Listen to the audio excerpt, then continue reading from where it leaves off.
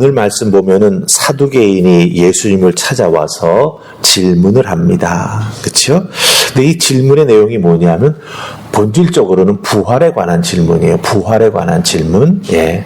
근데 그 부활에 관한 질문을 하기 위해서 7 형제를 동원하고, 예. 그리고 제일 마지와 결혼했던 쉽게 말하면 형수님이죠. 예. 그 형수님까지 동원해가지고 이 질문을 해서 예수님을 사실은 시험하고 있다라고 하는 거예요.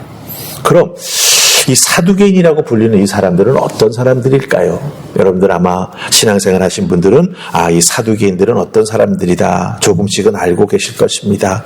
이 사두개인들은요, 바리새인들처럼 유대교라고 하는 유대 종교의 한 분파입니다. 분파. 바리새인들은 율법을 잘 지키는 것으로 유명했던 분파였다면 이 사두개인들은요, 오직 모세오경만 인정합니다. 그러니까 예언서라든지 혹은 역사서라든지 이런 것들을 인정하지 않아요. 예. 창세기, 출애굽기, 레위기, 민수기, 신명기 요 5권만 하나님의 말씀이다. 요걸 믿는 사람들이에요. 그리고 이 사람들의 특징 중에 하나가 뭐냐면 영적 세계를 믿지 않습니다. 예. 그러니 천사도 믿을 이유가 없는 거죠. 하나님의 영도 믿지를 않습니다. 다른 말로 바꾸면 지극히 현세적이고 눈에 보이는 것만 믿겠다라는 생각을 가지고 있는 사람들이 바로 사두개인들이다라고 하는 거예요. 늘 바리새인들과는 경쟁 관계에 있는 사람들입니다. 그래서 옥신각신하는 일들이 참 많아요. 그런데 예수님을 공격하여 예수님을 무너뜨리겠다라고 하는 데에는 이 두 사람들이, 이 두 집단들이 연합해서 일을 벌인다라고 하는 것이 성경 속에 나오고 있다라고 하는 거예요. 그러니까 부활이 없다고 생각하는 사두개인들이, 영적 세계가 없다라고 생각하는 이 사두개인들이, 천사가 없다라고 생각하는 이 사두개인들이 예수님께 나와가지고 이 질문을 하고 있다라고 하는 것, 그것도 가정을 해서 일어나지도 않은 일을 가정해가지고 질문을 합니다. 7 형제가 한 여인과 결혼을 합니다. 여러분들 이게 가능할까요? 근데 유대인의 전통에서는 가능합니다. 네. 이 용어가 있습니다. 형사 취수혼. 형이 죽으면 형수를 취해서 내 아내로 삼는다. 이게 형사 취수혼이라고 하는 그런 전통이 있습니다. 형이 사망했는데 그때 형이 후사를 두지 못했어요. 쉽게 말하면 아들을 낳지 못했어요. 그럼 동생이 형수와 결혼해서 혈통을 계속 계승해 나아가는 제도가 있었다라고 하는 거예요. 근데 오늘 말씀 보니까 7 형제도 다 죽었고 마침내는 그 여인도 죽었다라고 27절에서 이야기하고 있습니다. 그런데 잊지도 않은 상황을 가정해가지고 와서 부활을 믿지도 않는 사두개인들이 예수님께 부활에 대해서 질문을 합니다. 근데 부활에 대해서 질문하는데 어떻게 질문하는지 아십니까? 우리 28절 말씀 보십시다. 28절 찾으셨습니까? 같이 읽습니다. 자, 시작.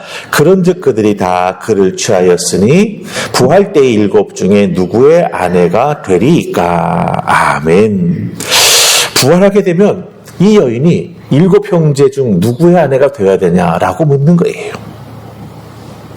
이 질문, 이렇게 질문하는 것의 이 내용의 가장 큰 맹점, 문제점이 뭔지 아십니까? 정말 뭘 모르고 하는 질문이라고 하는 게 딱 드러나는 내용이 있어요. 네. 이 질문은 이 땅에서의 삶의 불완전함, 후사를 낳지 못하고 죽었지 않습니까? 그렇죠? 예. 그러니까 사실 우리들에 있어서는 자녀가 없어도 결혼 생활 해나가고 잘하는 분들이 있어요. 근데 이 예수님 당시 이 시대에는요, 아들이 없다라고 하는 것은 곧 그 가정의 비극이 되는 것이고, 대가 끊어진다라고 하는 것은 생각하지도 못하는 그런 비극이 된다라고 하는 것이죠.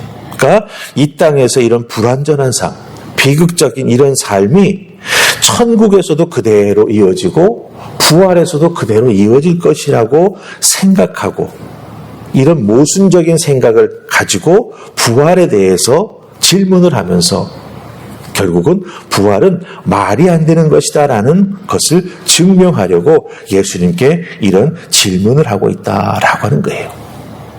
잘 잘 기억하세요. 이 땅에서의 고통과 이 땅에서의 아픔이 어디까지 간다? 천국까지 간다.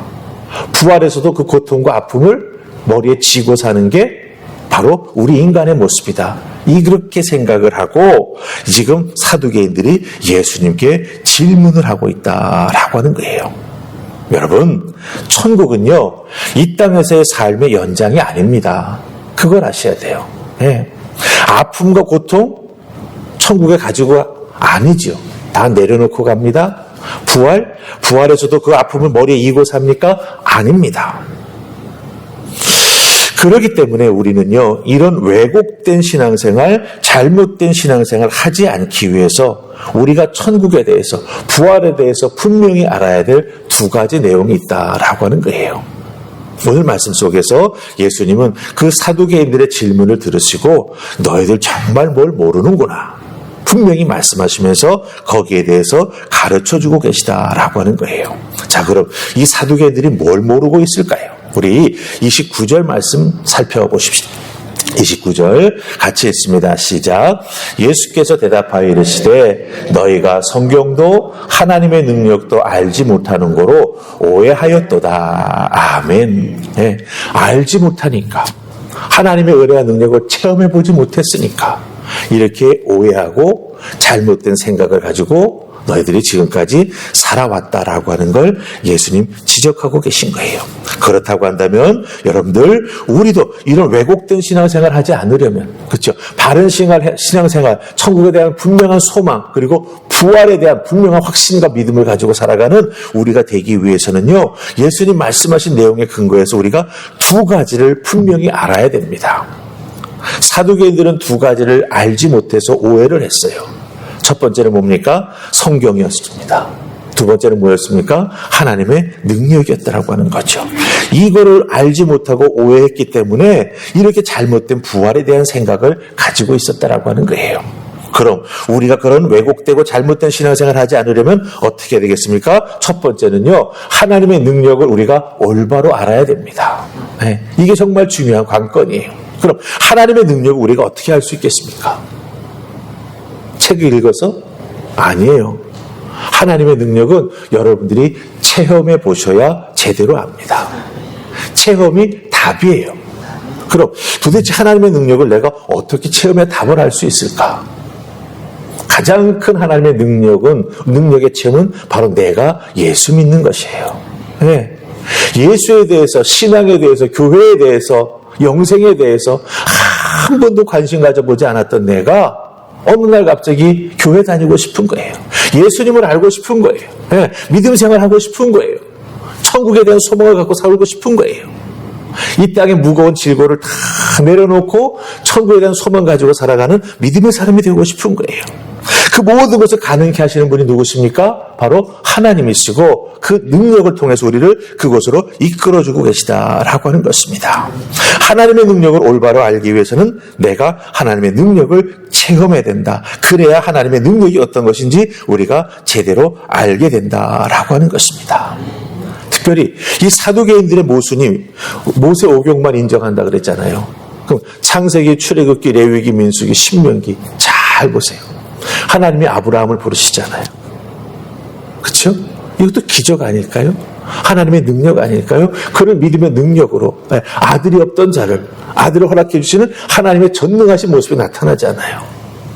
그런데도 이 사두개인들은 이 하나님의 능력을 성경 속에서 읽기만 했지 자기 자신들의 것으로 체험하지 못했기 때문에 이렇게 무지했고 오해했고 말도 안 되는 질문을 하고 있다라고 하는 것입니다.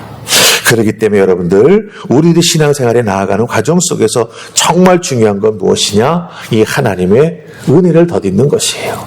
체험하는 것이에요. 내가 하나님을 만나야 되는 것이 정말 중요합니다. 그래야 제대로 된 소망을 가지고 부활신앙을 꿈꾸며 삶을 살아가는 우리가 될 수 있다라고 하는 것 꼭 기억하시기를 바랍니다. 두 번째는요, 성경을 바로 알아야 됩니다. 성경 속에 우리들의 신앙생활에 대한 모든 열쇠가 들어있거든요. 부활과 천국에 대한 모든 것도 사실 성경 속에 들어있는 것입니다.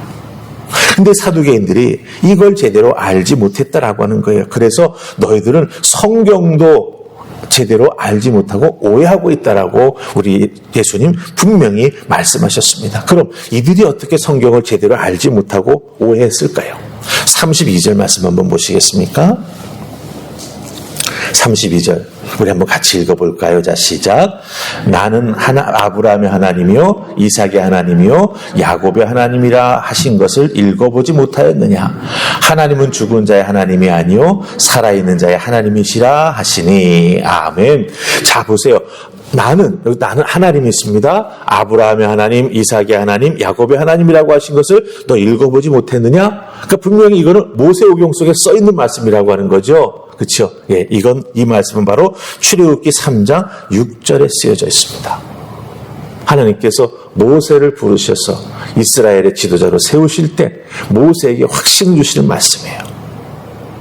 나는 아브라함의 하나님, 이삭의 하나님, 야곱의 하나님이다. 하나님은 죽은 자의 하나님이 아니라 살아있는 자의 하나님이시다. 예. 출애굽기 모세오경 중에 하나잖아요. 분명히 이들은 읽었을 것입니다. 그런데 깊이 생각하지 않냐고 그냥 쓱 지나갔던 것이죠. 이 말씀은 믿음의 조상들이 우리 하나님과 늘 살아 역사하신 하나님과 함께하고 있다고 하는 거예요. 그들의 영혼이 사라져버린 것이 아니고 또한 하나님과 믿음 가운데 영혼이 지금도 살아있다라고 하는 것을 보증해주는 증거가 된다라고 말씀을 예수님께서 딱 인용해 주셨다라고 하는 것입니다. 그런 의미에서 여러분들 우리가 하나님을 바로 알고 하나님에 대한 놀라운 체험을 제대로 해나가기 위해서는 어떻게 됩니까? 하나님의 말씀을 잘 아는 자들이 되어야 한다라고 하는 거예요. 그래서 말씀을 사랑해야 되고요. 말씀을 밥 먹듯이 우리가 매일매일 규칙적으로 읽어가는 게 참 중요하고요. 거기서 조금 더 하나님을 깊이 알고 싶다라고 한다면 그 읽은 말씀을 자꾸 곱씹어보는 묵상하는 우리가 되어야지만 말씀 속에 있는 능력이 내 것이 되고 그 내 것이 된 능력이 나의 삶 속에서 나의 삶을 지켜주는 하나님의 은혜의 통로가 된다라고 하는 것입니다. 여러분들 기억하십시다. 잘못된 신앙생활 우리가 피할 수 있는 길은 하나님을 올바로 아는 길이며 성경을 올바로 알아서 하나님이 어떤 분이신지, 그렇죠? 예수 그리스도가 나를 위해서 무엇을 해주셨는지, 성령 하나님께서 지금도 나와 함께 하시면서 내 삶을 어떻게 이끌어주고 계시는지 우리가 바로 알아야 잘못된 신앙생활에 나아가지 않으면 우리가 될 수 있다라고 하는 것입니다. 여러분들 다 천국을 소망하며 살아가고 계시죠? 그렇다고 한다면 부활의 신앙을 우리는 분명히 소유하고 있습니다. 그런데 여기에 꼭 더해서 우리가 내 마음속 깊은 곳에 품고 있어야 될 신앙이 있습니다. 하나님이 나를 만들어주셨다. 네. 나를 만드신 하나님께서 하나님의 은혜의 장중에 나를 붙잡아 이 땅에서 살아가게 하시고 그 다음에 천국의 소망을 가지고 믿는 나를 이끌어 주셔서 천국까지 부활로 이끌어주시는 은혜를 베풀어 줄 것이다라고 하는 이 나를 만드신 창조신앙, 나를 구원하시는 구속신앙, 또한 부활로 이끌어주는 부활의 신앙을 여러분들이 분명히 갖고 있어야 흔들리지 아니하고요. 잘못된 신앙생활에 나아가지 아니하고 올바로 하나님을 믿으며 은혜 가운데 살아가게 된다라고 하는 거 꼭 기억하시고 여러분들 하나님 체험할 수 있도록 깊이 기도하시고 말씀할 수 있도록 열심히 말씀 읽으시고 예배 생활 열심히 하는 여러분들 다 되시기를 주님의 이름으로 축복합니다. 아멘. 우리 기도하겠습니다. 주님 감사합니다. 오늘도 이 새벽 저희들을 주의 손으로 부르셔서 이 사두개인들의 참으로 짧은 잘못된 생각이 어떤 모습으로 결론 맺게 되는가 우리가 확인하게 해주시니 감사합니다. 믿음은 내 마음대로 믿는 게 아닙니다. 하나님의 말씀에 따라 성령님 인도해 주시는 가운데 우리들의 믿음 생활해 나아가야 함을 다시 한번 확인시켜 주시니 감사합니다. 말씀에 근거한 신앙생활 할 수 있도록 주여 도우시고 특별히 그 말씀 속의 하나님을 글로만 알지 말게 하시고 살아 역사하신 하나님으로 체험적으로 만나는 우리 모두가 되게 하여 주시옵소서. 그리하여 그 말씀 속에 하나님이 나의 하나님이 되심을 고백하는 저희들 다 될 수 있도록 축복하여 주시옵소서. 그 은혜로 살아가는 저희들, 그 믿음으로 승리하는 모두가 될 수 있도록 성령 하나님 이끌어 주실 줄 믿사옵고 예수님 이름으로 기도하옵나이다. 아멘.